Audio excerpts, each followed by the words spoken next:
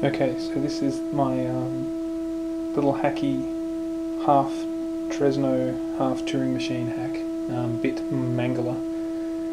This webcam is just complete rubbish, but look at the image I guess I posted to look at the UI a little bit on the left here. This is on the daisy patch.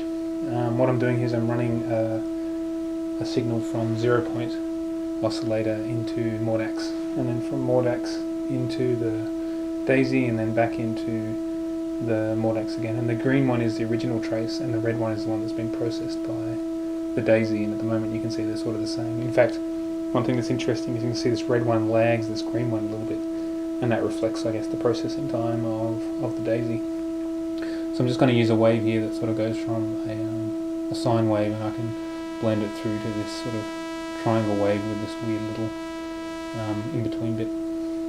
So the main UI here is this idea that the green signal is being processed through the conversion from what was normally a float value, from like +1 to -1, into an 8-bit int, and then we've got 8 dots here. It's encoded. You can look at, and the 8 dots represent the bits in the same way a drezno sort of handles things. So if I go to the far left here, I can click on this, which is flipping that bit. Now that bit's the thing that's the least significant, so we don't see any change here between the green and the red.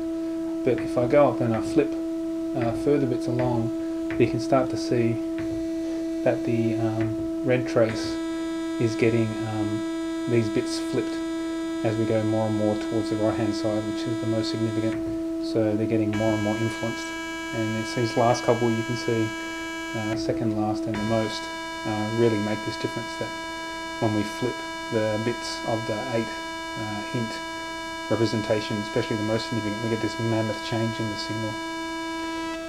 So again, that red one's, and this is a great classic thing about the daisy. You can see a great example of it here, this super noisy examples right on the boundaries of where the basically the int 8 disk rotation is getting really screwed up and is very, very noisy. We always see this with this discrete stuff. So we'll go back through a little couple of ones.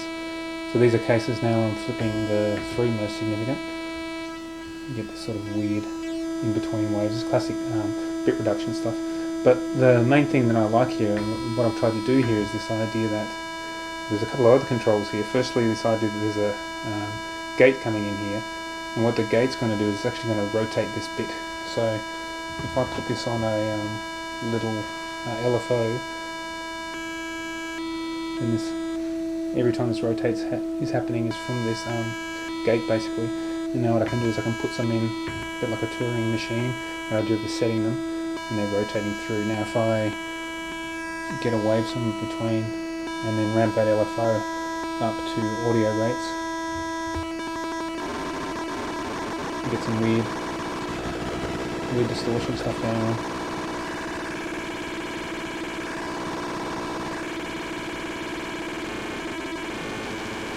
All the way to the noisy rubbish.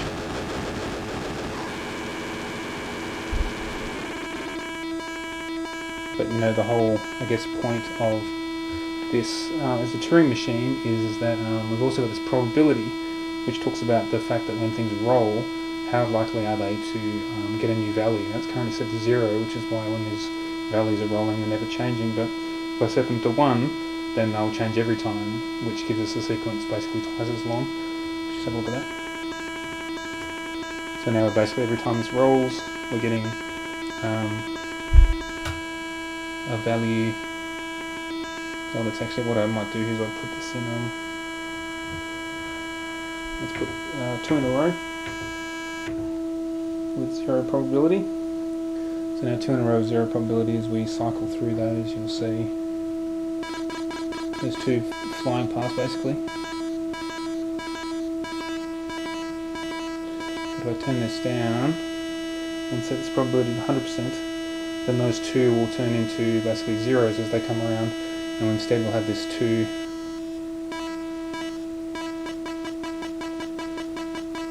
that might be better suited to. Let's just put a bit of space there between them rolling.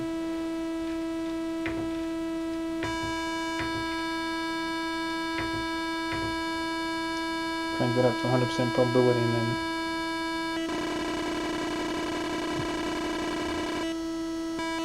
I don't know, it's not terribly musical. And I guess the idea of the probabilities, you can flip it to be sort of 50-50. So now by 50% we're basically flipping it every time it comes around with 50% probability, so we'll just end up getting random flips. Now, like I said at the start, the bits aren't equal, so these bits at the far left don't make much of a change, whereas the bits at the far right make this mammoth change. So the final thing I've got here is that these two controls actually change a range of the rolling. So if I, for example, move the right hand side in a little bit and then run the rolling up, I'm not changing these final two, I'm only changing the topmost ones. Set the 0 probability, put 2 in there next to each other. It's only these bottom ones that are rolling, and I'm free to change these top ones without them getting affected by the roll.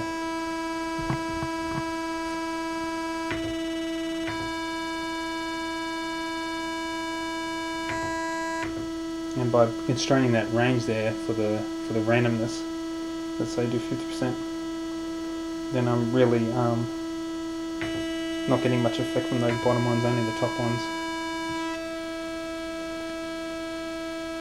But I could also do the exact opposite. I could move that rolling all the way down to the bottom ones instead. Just the last two even. And it's effectively just, even though it's only affecting those two, these changes up here do nearly nothing because these bits don't have any effect, anywhere near the effect of these bottom ones. Anyway,